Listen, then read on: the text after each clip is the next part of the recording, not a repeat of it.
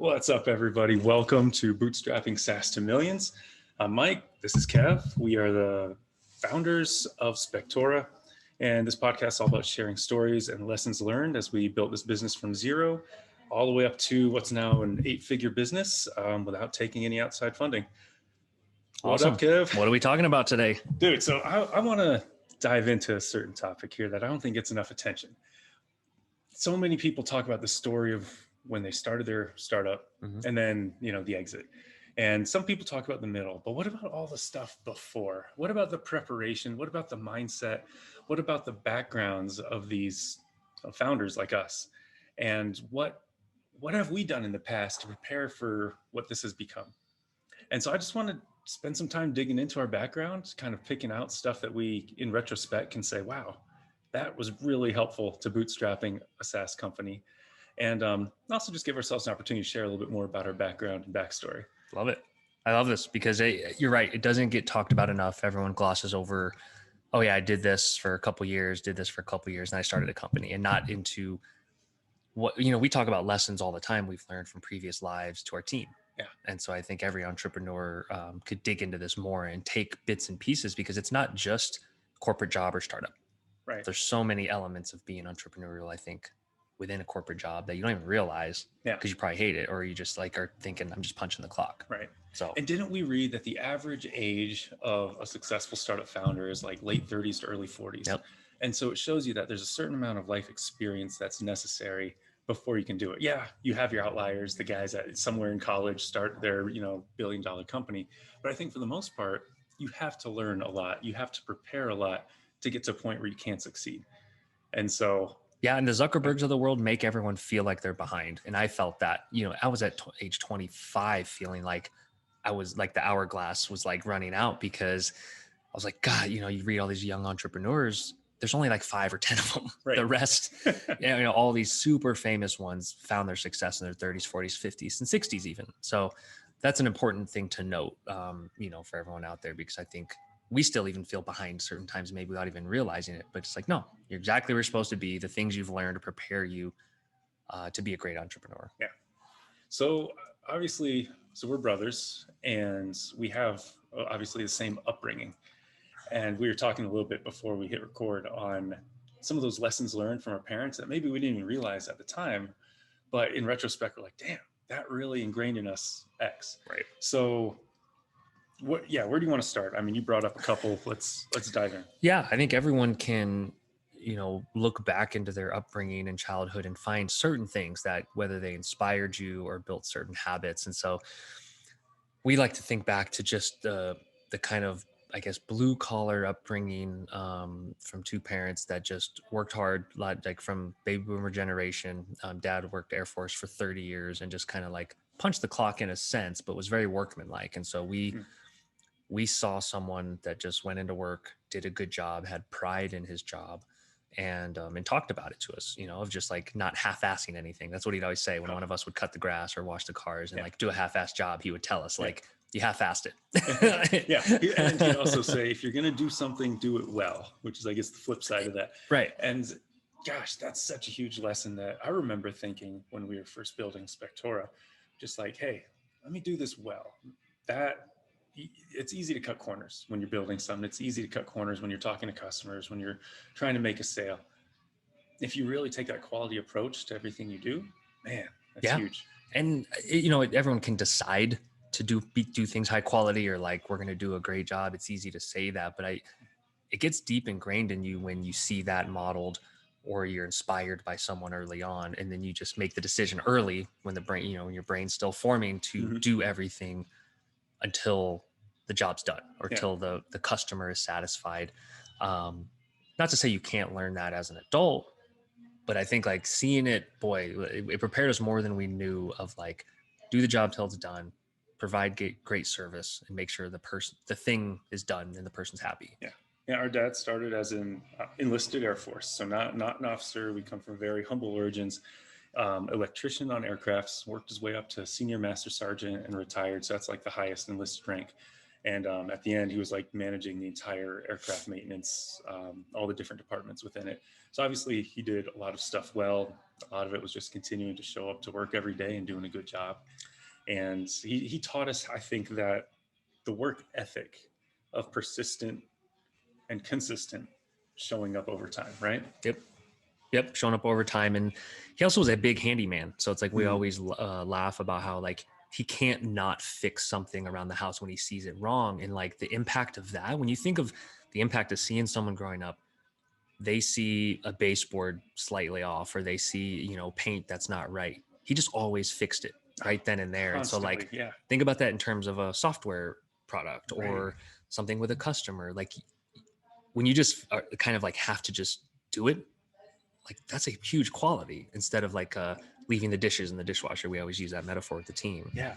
Yeah, and he was also kind of a builder. Like in our first house growing up, we didn't have enough square footage once you and I started getting older, so he just built on this extra room. He turned what was just backyard space into this playroom for us, and it ended up looking really good. It was like a sunroom with skylight. He did all the work himself. Yeah, he just would go to the library, get books on how to do construction stuff, how to learn it. This was before the internet was like a thing. He was teaching himself by having to go to the library and check out books, which is nuts to us, right? We just do a quick Google search. I'm watching a YouTube video on how to do shingles or whatever. And he didn't outsource. Think about how it's manifested with Spectora. Right. Like of not just having the quick instinct to say, oh, just hire someone or just go in debt. Such a good point. He built it. He's a builder. You got into basketball early on. So he decided to turn our side yard into a basketball court. And I remember him like pouring the concrete. Did it all. And he had a few buddies from work come and they were all kind of leveling it. And there we go. We had a basketball court growing up. And that's what led to you playing college basketball. That DIY mentality of just like, oh, I have a need. I'm going to build something for it. And I'm going to do it well. Wow. Yeah, the craftsman, you know, and it's emblematic, I think, of that generation to a degree. There's less of that in our generation, I think, of like, I can do it myself. I can build it with my hands. You know, that's a shift, obviously, from the builder generation to like 100%. Technical online now, right. Which you build with your hands just on a keyboard. Right. You know, that's just the difference. And so, yeah. And so many millennials now, they're so quick to outsource, to look outwards and say, oh, how do I hire this out? How do I get somebody to do this for me? And there's times for that. But when you're bootstrapping a company, I think a lot of it needs to be, at least our experience was, a lot of it needs to be figure out how to do it yourself. Once you have something in place, once you know how to do it, maybe then you can ascertain the value of what it will be to hire it out. Right. But gosh, we did so much. We did everything. Nights and weekends. Taxes. We were doing our own, you know, everything. Yep. Design, creative, everything, copy. Yeah.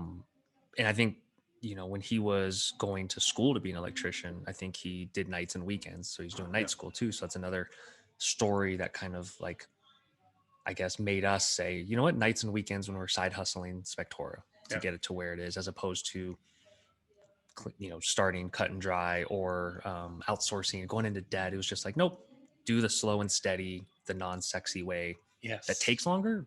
Yeah. But we own it. We own the whole thing. You touched on another huge key there, is not spending money till you make it. That was something our dad has always said. We never have had car loans. He always bought the used cars that he could afford in cash. Never had a car payment. Yep. Yeah. They rarely used credit cards. It was always, hey, what's the budget bringing in? And they live paycheck to paycheck. Our parents are, they told us only recently that, man, there was most months where it was like $1,000 left in the bank account. Yep. And that's just how they did it. And the only time they said they went into debt was for a family vacation. That was like because that was passed down, I think, to our dad from his grandparents, with her, like, never sacrifice a little trip to a lake or whatever. Like, we took extravagant vacations. We went to Lake Tahoe, I think was the biggest and best. Yeah. And that was an eye opener for us to say we went into debt so we could have that experience as a family. So like that was their ethos, was experiences is the only reason to go into debt. That's it. And so obviously that played out in our business by us wait until we had revenue, until we hired anybody, for one, before we paid for most of our software platforms. I think we were on free or basic tiers on everything that we could, up until we had the revenue to justify the expense. It didn't pay ourselves for what, a year? About a year? A year and a half from when we started building. I mean, and then we were in operation for a full year. So it was really 2 years of not paying ourselves while working on this thing. Okay. Most people probably can't fathom working on something for 2 years without seeing a single dollar. Right. That's, I think, the difference between the entrepreneur's mentality and the employee mentality, where you want money as soon as you show up in the door. And that's Delayed gratification. yeah. Delayed gratification. That's a whole nother topic. And this is where maybe we shift to talking about mom. Mm-hmm. So our mom was a Filipino immigrant. She was a stay-at-home mom for us for most of our younger years. She decided, I'm not going to be in the workforce. I'm going to be home to raise our kids. And such a blessing for us. So privileged to be able to have a mother that was just always present. But once we got a little bit older, she wanted to earn money, get back out into the workforce. But she wasn't the employable type. Right. I think she had what she passed down to me was like that stubbornness, not wanting to work for somebody else, wanting to do shit her own way. Yeah.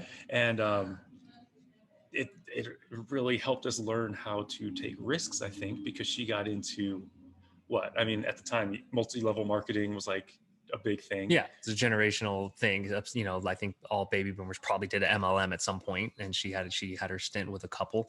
I think maybe mild success with one or two, but then moved on to the next thing and started another thing, and then eventually got into real estate. Did well there, or was she a programmer first? She got an associate's in computer science and was like a UI tester for a few years. Yep. I remember those years because we got new video games every week. She gets a paycheck and we get a new Nintendo game. I mean, that's really cool though. Like sometimes I underrate the fact that as an immigrant, went and got an associates to go and worked for Hewlett Packard and Compaq and Hewlett Packard in that order, I think. And that made her good money. Right. Like I think it made her, for that time, good, decent money. Yeah. So she would take risks, and she would, of course, get tired of things and decide she didn't want to do it anymore. And I think that there's important lessons there too, of like making sure you're filling yourself up with what you're doing. I know that I always like looked up to her as like a way to go about taking risks, doing interesting new things all the time, and never feeling like you're committed to one path. And obviously, when we talk about how my 20s and 30s played out, it's very similar to that.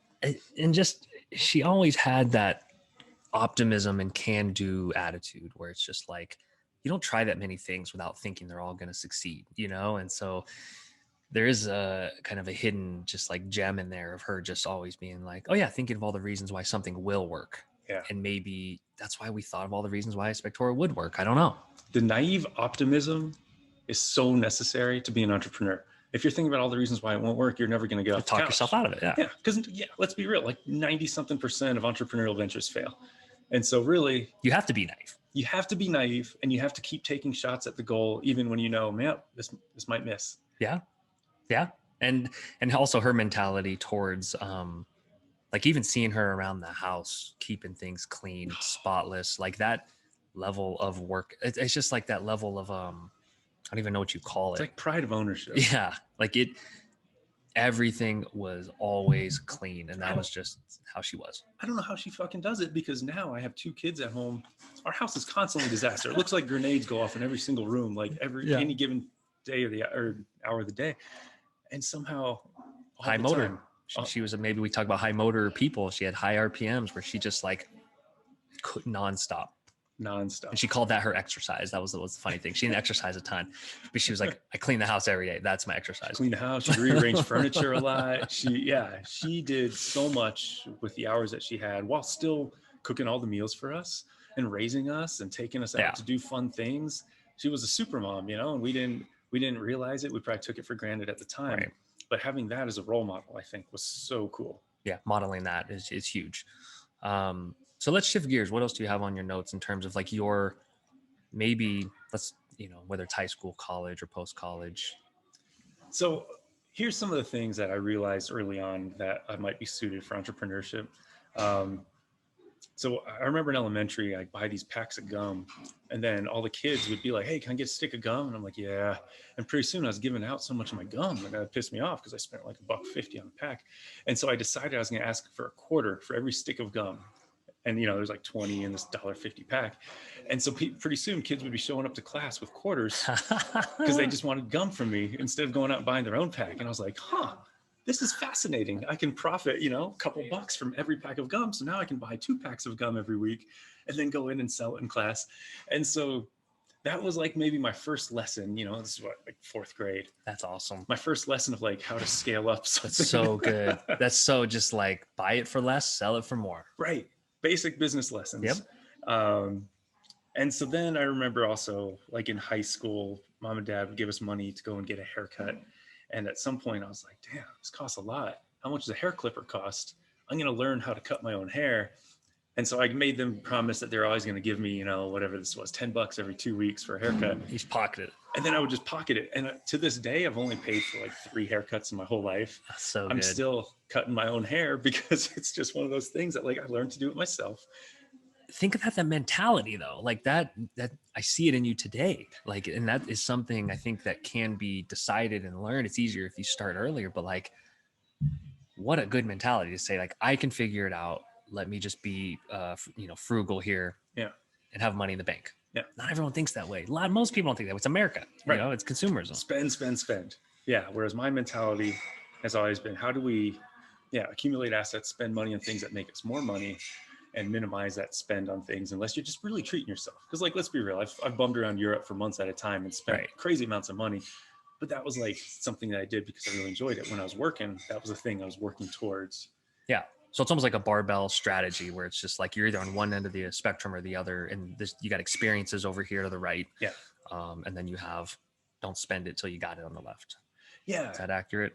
Yeah, it's a little bit contradictory. Maybe we can kind of flesh out what. Well, I mean, I believe one side comes from dad, where it's just like, don't spend it till you got it, water down the orange juice, wear the same pair of jeans for 20 years. And then we had our mom who's like, you got to live life. You got to enjoy experiences and travel. And so it's like, we kind of have the best of both worlds. That's true. That's true. The two voices in our head that are competing, and we always find that balance point for ourselves. Fascinating. So I want to dig into something because, like I said earlier, you got into basketball at an early age, and the level that you attained is amazing. You were a college player. You went and played professionally in the Philippines briefly, and you set records. Your high school probably still has your name on plaques everywhere. College, you set so many records for 3-pointers, assists. You were a star point guard. How did you do that? Like, what? Obviously, I remember stories like, after practice, you'd be like, oh, can I just have the key, coach? Because I'm going to shoot like 500 more free throws before I go home. Like, talk about that. Yeah, that's a funny story in that in high school, I was so frustrated that the gym had to close at any point. And so I think at one point I asked the coach for the key to put the hoops down because it was like a key that you'd put in. The hoops come down from the ceiling. And he gave it to me and was just like, yep, just bring it back to me at the end of the day. So I was like, cool. So I went in like during first period, used the gym. And then I was like, shit, I think I'm gonna make a copy of this at lunch. So I literally left for lunch, went and made a copy of that key. And then also a copy, I believe, to get into the school, like the front door. I don't know how I had both. I can't remember how I got the key to actually get in the door. Yeah. But I made copies and was like, sweet, I could practice whenever I want now. And so like, that was kind of how I got that. I don't think the coach, I don't know, maybe the coach knew, but he didn't say anything. I think maybe he was just like a don't ask, don't tell kind of thing. Yeah. But, so let's break this down. So not only did you have like the desire, the pure drive just to get better for yourself, like let's talk about that first. Where that even comes from. What's that about? Allie, my wife always asked me this of like, why were you so obsessive at like age 8 or whatever? Like I used to do like calf raises in my room and had little barbells and probably did them too young, probably stunted my growth, but it was a sport I fell in love with. It was just like, maybe there's something in me that just like the repetition of it. I don't know if that comes from mom or dad or the work ethic thing of just like, hey, if you're going to do this, be good at it. And I just took that to the extreme, but for whatever reason, I still don't fully know why I became very obsessive. And maybe I got early validation. Maybe I got early like praise of, when you're young, it's like, hey, you're good at that. It's like, oh, that feels good. Even though it's not long-term, probably the best thing to rely on. But yeah, I think the repetition of like, let me become amazing at this. Let me do the same thing every day for like 10 years, essentially. And I think as I got better, I got feedback that felt good. And then it just like continued to be this thing of like, okay, I want to be a college basketball player. I want to be a pro basketball player. And then once that goal was set, I think it was like, what do I have to do to get there? And how do I maximize what I've been given? And to me, it's just work. It's just like work at that point of just like, I get up, go to work at 6 a.m. before school, go to school, work out afterwards for like 10 years. I don't Yeah. know. Because obviously 99% of people don't do this, right? Like, Right. Did you have any teammates that were doing this with you? One or two. One or two. But even then, it's like I'd go by myself a lot of times before Yeah. they'd show up. But not many that were maniacal in that Right. way of, and maybe there's some unhealthy stuff in there to uncover and dig up, but it just, it ate away at me to not continually get better Yeah. at it. So you had a goal and you were just consistently looking to find ways to keep moving towards it, which is amazing. And then second thing I love about that story, you had the initiative to maybe not break the rules, bend the rules, I don't know, but to say like, which you're the rule breaker usually, you know, so that's, but you were like, I'm going to leave school on my lunch break, copy this key, obviously not my property, but I want to go and shoot more free throws and practice more. So I'm going to copy this key so that I can get in whenever I want, and not to do anything like what most kids, high school kids are doing, like graffiti or stealing shit. You're like, no, I'm going to go in there and I'm going to like hone my craft. My free throw percentage needs to be a few % higher. And it felt wrong that someone told me I couldn't go use the gym to get better at a sport that like I wanted to be great at to represent the school. So it felt wrong where I'm like, wait, you're kicking me out of here and I'm trying to like be the best I can be. I was like, fuck that. Like, it's like a spirit of the law versus letter of the law kind of thing, right? Exactly. And so I without even knowing it, I think over all those years, learning how to do things that don't feel fun, learning how to rep something out. You know, we use a repetition at Spectora like every day of like, hey, get your 10,000 reps in or get your 1,000 reps in. That's the only way to get better at something is doing it. And so maybe not even knowing that, like, kind of doing the hard things every day result in long-term success. Right. And that's, you know, I think that's why sports are great. That's why clubs growing up, anything that you show up to consistently and do ingrains something in your brain. So I think sticking with something maybe is the lesson here, right? It sounds like it. I was always in awe of your discipline because I couldn't stick with anything until I was like 35. And so which, let's talk about that, which serves you in different ways, right? Because that's, I love how we have, you know, in a way, contrasting paths in terms of like your diversity of experience versus my like very narrow, like stayed in my lane for like 10 years and then got a corporate job. Whereas like you did all the opposite things. So like, yeah, what do you pick out of your history in terms of like trying all these? I mean, you've been an entrepreneur basically your whole life. Yeah. Without even knowing it in some sense. Like in high school, I was like president of Future Business Leaders of America. I didn't know what I wanted to do. I just was say like, oh, I want to be rich. And I think the way to get rich is to have your own business. So I was like trying to learn how to just be in business. Where did that insight come from? Even in like high school? Like, do you remember when that moment was or what you saw? Or you remember our friend John, he would always talk in those kinds of terms where he would always be like, can't get rich working for somebody else. He was saying that stuff in high school, even, huh? Totally. Okay, so he was a big influence on you. He was a big influence on that mentality early on. I remember. But at the time, of course, I also like, I don't know if I like demonized trying to accumulate money, but it wasn't something that sat perfectly with me because I also wanted to do something that felt good and meaningful. And at the time, I viewed like business as just, become part of this big machine that doesn't really doesn't matter. Mean. And so, gosh, in college, I shifted majors every semester. It was like psychology, then philosophy, and then marketing, and then computer information systems. So you hit the average of like 7. I think they say 7 times is the average. Did you hit that? Or did you hold up the average? Yeah. You know, and I think I ended up staying with computer information systems because it was like a business degree, but also taught coding, and like all things pointed towards computers being like very safe. That's even a nugget of insight that most people at that time, that was 98. Yeah, 99. 2000. So not everyone thought that at that time. So like to me, there's some brilliance in there of just seeing where the puck is going, right? And skating in that direction. Yeah.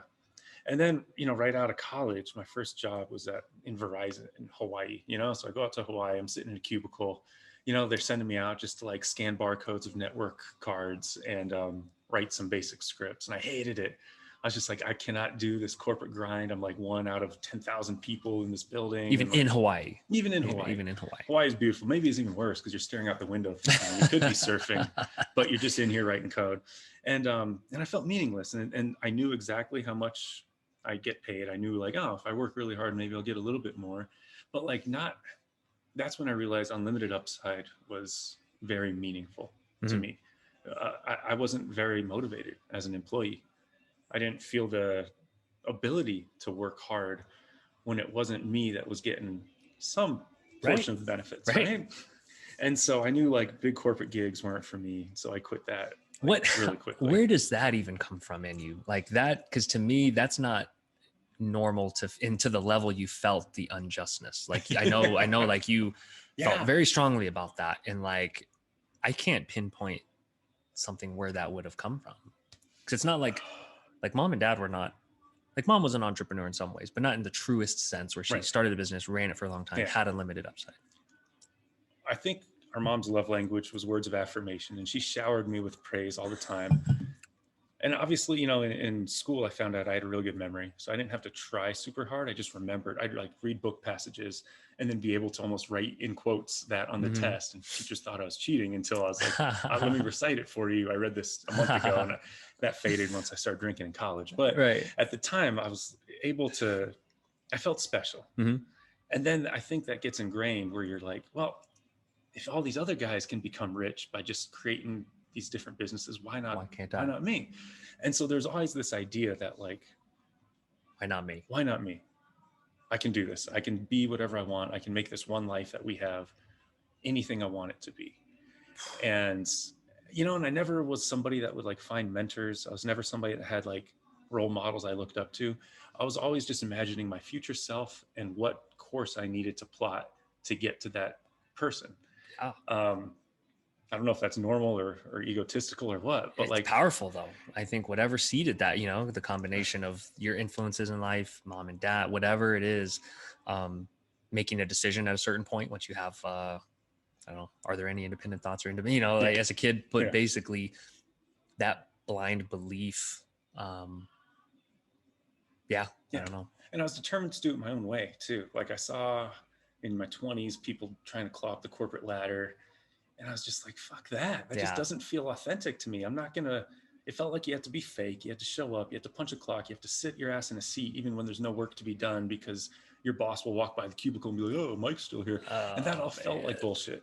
And so, you know, I spent a couple years I went back to like my college job of working a YMCA after school program with kids because it felt meaningful. But at some point, I realized, hey, I want to make some sort of money. I want to take some risks and do stuff. So my first company was like an adventure tourism company that I just wanted to take people hiking, camping, surfing, and international students, right? You had a passion for international students because you worked in the international office at CSU, right? Yeah, and studying abroad, and us having lived abroad in our younger years with Dad's Air Force gigs had made me have this fascination with the space. So yeah, for a couple of years is not lucrative at all. But I decided, hey, I'm going to start a company to do the things I want to do with the kind of people that I want to hang out with and have it pay my bills. Because you saw a need though, right? So it's like you saw a need that international students wanted to travel and explore the US. Right. They wanted to do the kind of stuff. I was living in San Diego at the time. They wanted to check out Yosemite. They wanted to go up to LA and see what the Santa Monica Pier looks like. They wanted to go up to San Francisco. They wanted to go to Baja, Mexico. And so I said, hey, I'll put together tours for this. So I bought enough gear to like fill up my, you know, garage that I shared with 4 roommates. I rent vans on the weekends from, you know, Budget or Hertz or whoever. And I cook all the meals. I made the website. I made the online reservation system. I integrated with PayPal to facilitate the payment. I created the flyers in Photoshop that I pirated Photoshop, I think. And at that time, did you feel comfortable? Did you feel like you knew how to do everything, or was some of it was just like, let me just figure out how to do this because I don't know? It was a way to teach myself. Here's the thing. I've always viewed everything I've done as practice for the next thing. Even now, Spectora is practice for our next big thing. That's going to be 5 times as big as Spectora, 10 times as big as Spectora. So at the time I was like, hey, this is my first venture. I'm going to just figure shit out. And so I think at the time I used it to teach myself PHP. At the time I learned Photoshop through creating the brochures for it. Huge. Because it was just YouTube tutorials for everything. And then I just started getting out there and talking to people and telling them what I was doing and bringing that excitement because it felt so authentic to be excited over something that I created. Yeah. This was like me. You know, and I recruited all my friends that just wanted a free surf trip. And I was like, dude, I'll buy you your food for the weekend. You just come and like help these guys surf, or hey, just go on a hike with me. And they're like, sweet, easy. I'll do that for the weekend. And so it was like super low cost. And so it was awesome. I did that for a few years until it felt like I money was not enough. I was kind of Mhm. scraping by in my late 20s. And I went back to doing some freelance web programming, which kind of launched another business. But the lessons learned, to me, the big lesson is teach yourself everything you need. Take those lessons, apply it to the next thing. Keep building your skill set. Because if I hadn't done all that, would we have been able to create like our own brochures for Spectora and our own conference gear and the websites and Might have costed $100,000 for all that, a couple $100,000 easily. And so to me, you can't do anything better than invest in your own skill set. I love it. And I listened to a podcast the other day that says it's much better to be a generalist to potentially be a CEO or run a company than just like a very narrow specialist. Right. And generalist in the sense you can do certain things better than others, but you know Right. how to do a broad range of things because then you can oversee it. Yeah. And when the time comes to hire, you know what's going on. Yeah. And so it sounds like, I mean, obviously you were a specialist in many things, but you knew how to do everything. You ran a business from scratch. Well, so yeah. that's I really mean, cool. I don't think I specialize in anything. I don't think I was ever a great coder or a great designer but I was above average at all of them. Right. Right. I put in enough time to feel like, hey, I'm decent at this. I can build stuff with this. And I think that just goes for, all preparation work is just say, hey, get good enough to where you can get out, the MVP, the minimum viable product. That should be the goal, is like delivering real business value, not obsessing over the craft of it, not saying, oh, this needs to be perfect. I need to make the code the most elegant it is. I need to make the design flawless. None of that matters. None of that matters. Making revenue matters when you're trying to run a business. Yep. Getting $1 in. Yeah. I want to jump there to, because your freelancing career, I think really set you up well and taught you so much and gave you so much confidence in terms of like building the websites for like these movies and some of these movies people have probably even heard of. You freelance for studio, right? Like a movie studio. Yeah. So some guys that I briefly worked with went and started some gig in Hollywood where we were making websites for is a lot of B-grade movies, but I learned Flash and then was like, hey guys, I can do Flash websites. They're like, awesome, let's make a bunch of Flash websites. That was Flash craze, right? Everything was about Flash. Yeah, that was so fun. And and then that kind of parlayed into eventually some people that were trying to build startups would say, hey, can you help me build an MVP for my startup? And I would learn lessons there of like, oh, you did a lot of work, way over engineering this thing, thinking of all these eventualities. Most of them would never come to pass because you didn't think about how to get your first customers. Your minimum viable product was not very minimal. And I learned how to hire contractors and like delegate, manage workflows. All of those processes, I think, helped once we started scaling up Spectora. Huge. Yeah. I mean, that's advice I hear from a couple other entrepreneur podcasts I listen to is work with a startup. Go find, if you want to be a creator on YouTube, go work for a creator on YouTube and learn what they do. And just basically, some people say you're either learning or earning, and it's like, go learn and work for a startup and see what they do. And you were fortunate enough to do both, I think, of like, made good money contracting, but also built enough MVPs and helped them achieve their dream enough to be like, you know what? They're going to like, if this turns into $1 billion business, I get nothing except what I got paid. Yeah. So that probably seeded you to say like, you know what? I'm going to build my own MVPs. Oh, 100%. Like yeah. I was learning lessons on somebody else's dime, but all the while knowing eventually I'm going to be building my own product. And that's going to be where, hopefully all these dreams can come true. But man, it's so nice to be able to learn and grow your skill set while still making money. And because it was my own kind of agency, there was unlimited upside. I could scale. I could hire contractors to help me out when I got really busy. Obviously, there's like a feast or famine. You can't, eat and hunt at the same time mentality. I don't think I ever want to get back into agency work. But at the time, it was a way to learn a lot really quickly. I think there's probably a lot of freelancers that are listen to this, that will listen to this. And I think it's, because I interact with a lot of them on Twitter where they're freelancers, they're trying to ramp up their own thing. And it's a tough balance, because it is feast or famine. But I think it also puts you in a unique spot to maybe seed your first couple customers if your product is in a space that your customers use or something that they'll eventually work with. So I think freelancing is wonderful for building a skill set because there's so much leeway with like, hey, I'm going to try this new, because I freelanced as like an SEO person for a while. And I just got to try things out in different industries. And, So all the while I'm doing these random things and you're working, tell me, like, let's go back to you. So you get out of college, you decide you're not going to be a pro basketball player in the Philippines. Like, let's go back to that. And like, I was a finance major, so I started off as an engineering major. So I went to Colorado School of Mines for a couple years. Basically flunked out. It was so hard. Couldn't balance playing basketball in college and going to like a top 3 engineering school. So had like I think at one point like a 1.9. It was terrible. It was embarrassing. So I transferred out, went to a school in Kansas where I could major in finance, and so that because I wanted to be an investment banker, believe it or not. So it was like what was that about? Like what made you think you wanted to do that? When I was researching at Colorado School of Mines, when I was like, I can't be an engineer. This sucks. I'm too extroverted. I don't like this. I don't like any of this. So I researched top careers, basically just literally Googled like, what are the best careers, or how do you maybe I probably Googled like, how do you make a shit ton of money or something. And it led me to investment banking, and like maybe something growing up, I glamorized kind of having money, being an investment banker. I don't know. It sounded cool. Yeah. So they're cool. I'm gonna go major in finance, become an investment banker.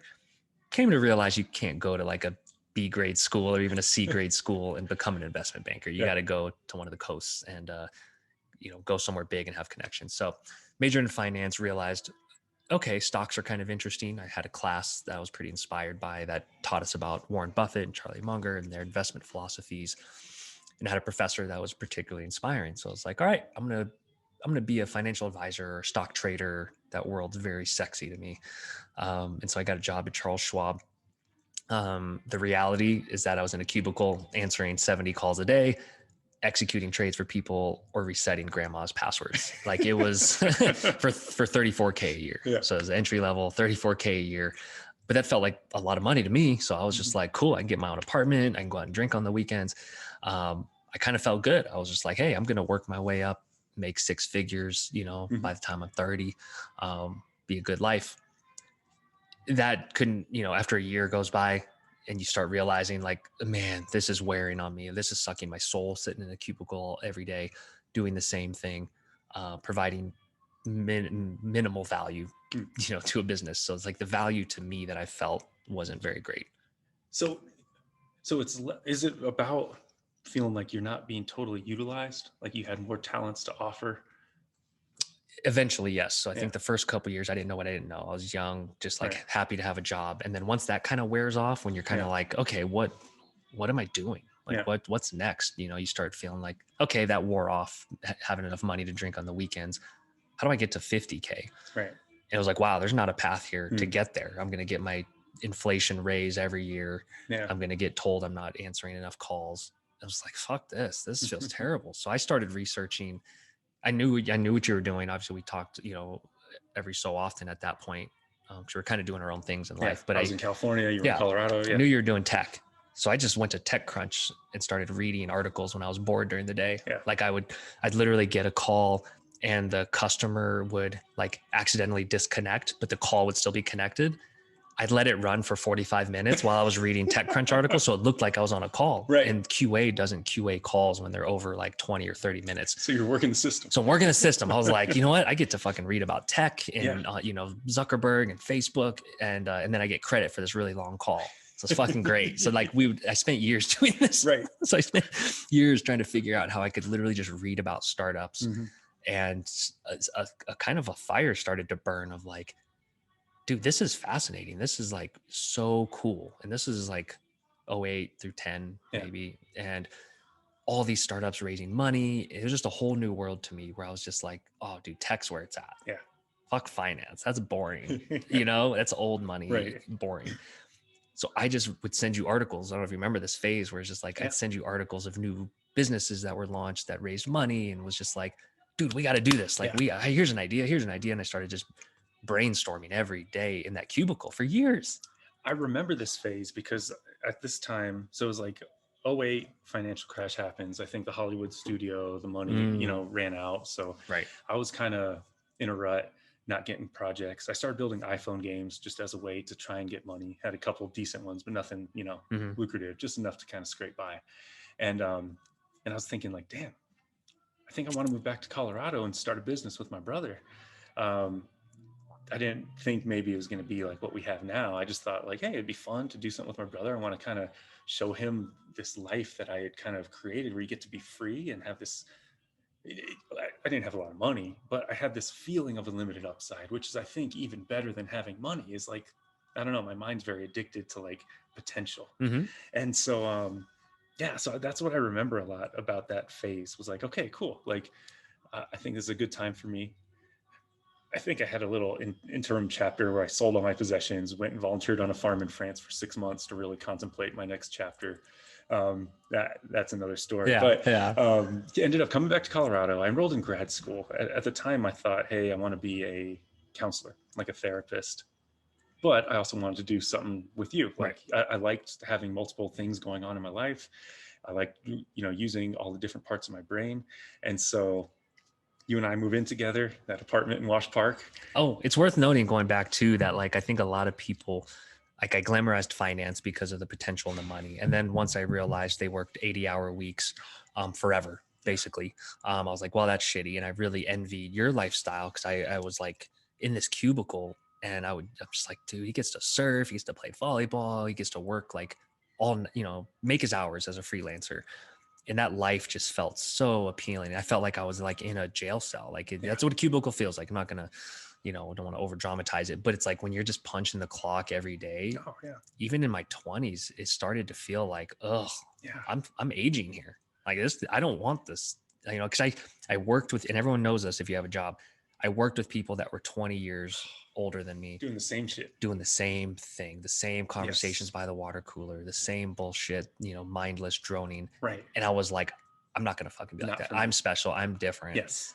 I have something much more in me to be that person. And it almost like, I'm thankful for them now. Oh yeah. I had the same exact feelings where like, hey, we're only in this life once. I remember my 20s just like preaching to people. They're like, no, we're not meant to spend time in cubicles. Like I was taking, 2-month trips to Central America and just bringing my laptop and working from hammocks and telling people like, this is the way. Everybody needs to start their own business and be an entrepreneur. And everybody was just too concerned with getting their next paycheck. And, right. I think people's living expenses tend to inflate.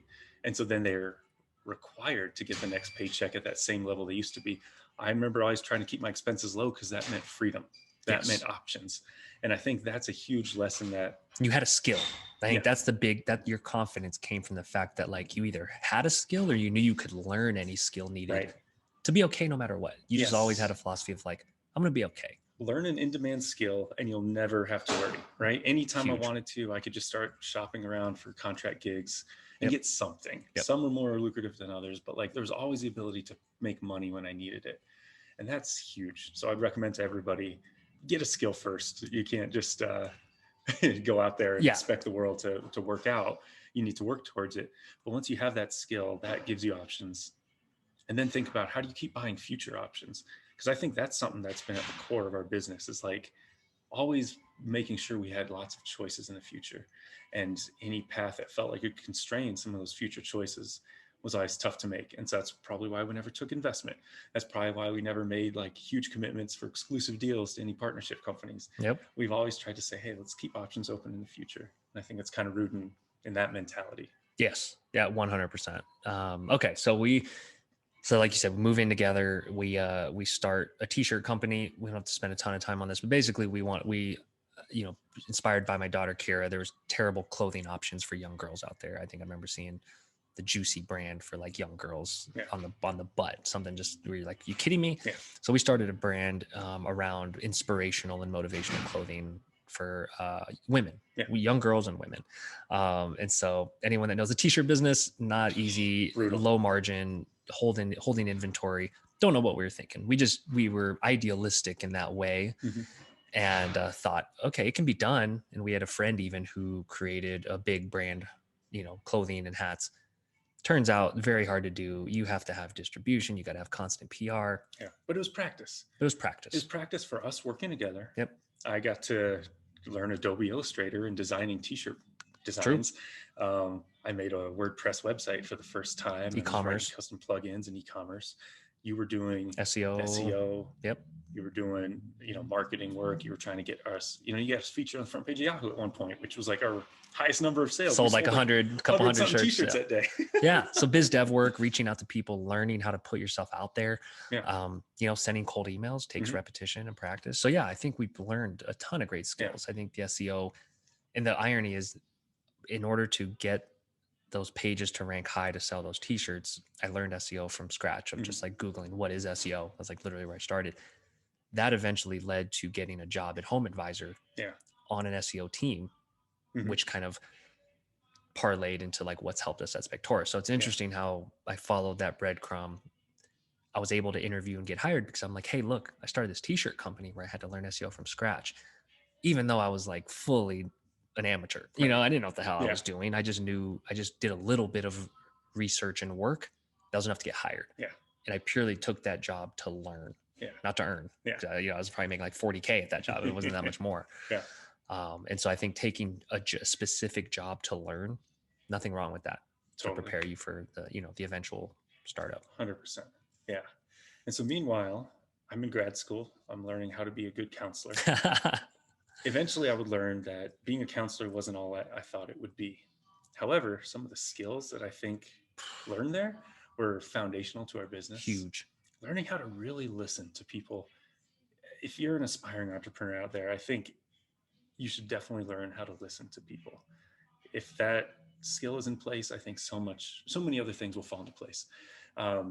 Asking deeper questions, really digging into people's like pain and underlying needs. And it's, after digging into people's childhood trauma, it's way easier to dig into how they're using software and what's causing them pain, right? It's easy. Like, what are their business flow processes that are broken? Like, that's very easy after working on these like deep rooted traumas.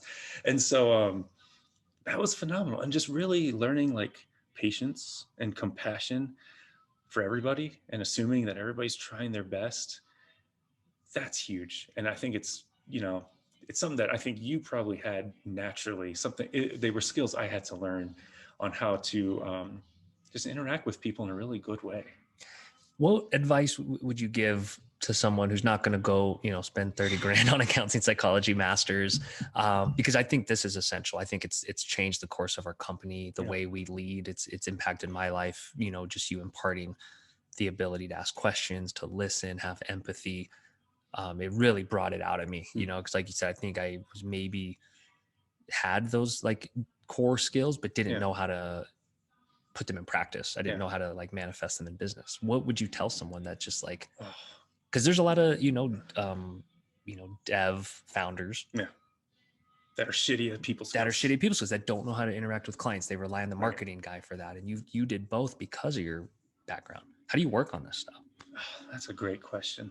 I remember a lot of my early relationships, like when I was dating in my 20s, and especially dating girls that are very in touch with their emotions. I just felt like it couldn't compute. Like it's like we were speaking two different languages, but really trying to dig in and say like, hey, they're not wrong. Like no feelings are wrong. Every feeling is valid. How do I understand it? It's just, to put it in engineering terms, like another variable in the equation. And I think that was the beginnings of it. And then I found myself gravitating more towards these people that were very in touch with their emotions and could communicate about them well, and spending way more time with them because it was very fascinating to me. It wasn't the black and white of programming and computer science where like, if 1 + 1 = 2, it was very much like, wow, I don't know a lot about how human brains work. Let me just keep on digging into that. And so, nobody is probably going to go out and get a counseling degree to learn this stuff. But if you have friends that seem more emotionally in touch, hang out with them more, talk about things more, say, hey, how can I dig into this more? Maybe go see a counselor yourself, because a lot of it they're all trained to do this. Right. And if you go in with that as your thing, they will help you, guaranteed. Yeah. And so I would say these are great skills to learn. And if nothing else, just every conversation you're in, see if you can ask somebody like 3, 4, even 5 questions on anything they bring up. Like if they just give you the first answer, dig into why, and then dig in a little deeper. Just keep peeling away those layers. You can practice literally with any conversation you're in. Anything. Literally anything. And so, gosh, what great product skill to have. What great, just making people feel heard and understood. If that's there, man, your customers are going to love you because they just know you care. And as a starter question, can you tell me more about that? Like, I think you seeded that into me where it's just like, it feels uncomfortable and it pushes the person to think deeper, and it leads to awkward pauses and silences. But like if you start with your customers or spouse or kids of like, can you tell me more about that? Yeah. Done. Like that's a good way to start. You'll Totally. get more from people. And, even just repeating like the last phrase they said with like kind of a question mark, like an inflection, it allows them to elaborate. It's giving space. That to me is the biggest concept. If you can give somebody space, they'll usually fill it. Yeah. And most people in our culture, we're very accustomed to thinking, what's the next thing I'm going to say? I'm formulating a response while I'm listening to you, instead of just taking it in, just absorbing it, waiting. Once they're done talking, then you can formulate your response. That's really hard to do.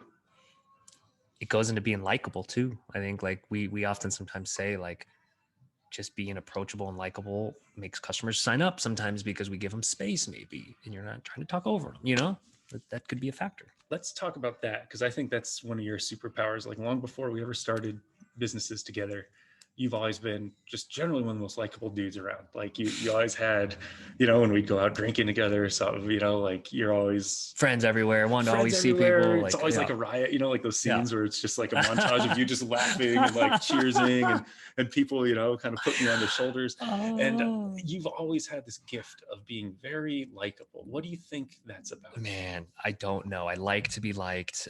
Maybe mom showered us both with praise in certain ways where it's just like I wanted to be friends with everybody. Like I had this pull to just always want to have quantity over quality, which now it's flipping obviously as we're getting older. But I think with basketball, being a point guard and a leader of a team, always being appointed as the person of like, hey, get everyone together, organize everyone towards a common goal is what coaches would kind of like, I'd be an extension of. And so I think I had to really adapt to all kinds of different personalities and backgrounds and psychology even, like maybe before I even knew it, I was thinking of how to motivate the power forward on the team because he didn't like the coach or he didn't want to be there. I don't know. And then, I went to two very different colleges and played on two very different teams. So I was School of Mines, I was teammates with literal physicists and rocket scientists.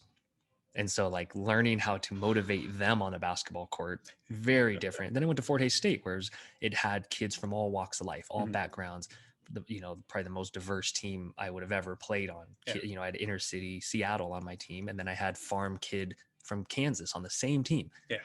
Two different worlds, right? Like unreal how I had to rally all of them together towards a common goal. And I had to they had to all like and respect me though. Yeah. So that I think just has to happen if you're going to be a good leader. And so it was taking time to pull everyone aside. Like I'd spend time with each person on the team to try to understand them and ask them about their life and make them feel good and give them compliments and find out what they're pissed about or what they like. So I don't know, the origins of it, but it definitely came from having to like lead a team towards a common goal. And I think that manifests in like wanting to be liked. And there's downsides to this, obviously, of like being passive and like being, not having depth of interaction in conversations. But I always loved a big crowd. I mean, that's why I love big cities. Yeah. Very opposite of my wife. And so it's funny how I love energy of people. And I think like, I want to be around it. And you're doing the same thing with our team now. I know you take certain team members like, every day or every week and have these pep talks with them. And then they come out feeling like they're going to destroy their goals and take over the world. And I love that because you're doing the same thing on this bigger scale where these are the leaders that impact more people in our business. Right. And what a skill, what a thing. And I love how, you and I have always kind of co-led this company and we each do a little bit of that, but I think you excel at like kind of motivating, keeping everybody together, making sure we're focused on the customer. And I'm taking a lot of time, like looking at strategy and like kind of the progression of what we need to do in terms of product releases and partnerships. And with our powers combined, we were able to chart a course for this business that's led us from 0 to, what's now 5 million a year in a very short time.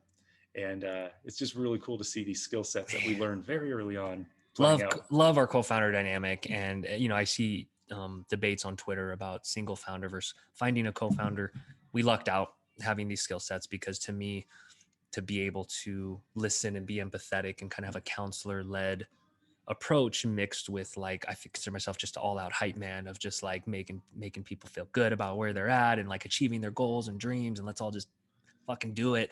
And that's such a hard, I mean, that's an amazing mix, and it's just hard to quantify, Yeah. but we know it's there. And Right. so I think mixing those elements in as a solo, if you're a solo founder, take bits and pieces from people, from mentors, from people that you follow, of like, okay, let me try this out. Right. Because I'm doing that now. I'm on Twitter. I'm like, oh, I'm going to take that. I'm going to use this, Right. you know, tomorrow with the team. Yeah.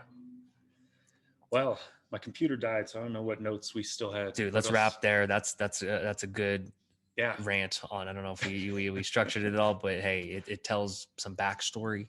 Tell some backstory. I think it highlights some key traits that hopefully many people listening are like, ooh, I have an element of that. Let me lean into that. Let me press into it. And if there's certain things that came up where you're like, I've never thought about that. Cool. That might be an area to explore, but hey, there's many paths to doing this thing. Our experience is just our experience, right? Like, who knows? Maybe we just got lucky and most of the shit we talked about doesn't matter at all. But I think we see a lot of it playing out in our business and know what is moving the needle. So, there's our background and lessons learned. As always, if anybody listening has questions, things that you want us to dig into more, learn more about, shoot us an email, hit us up. We're happy to dive into any topics in future episodes.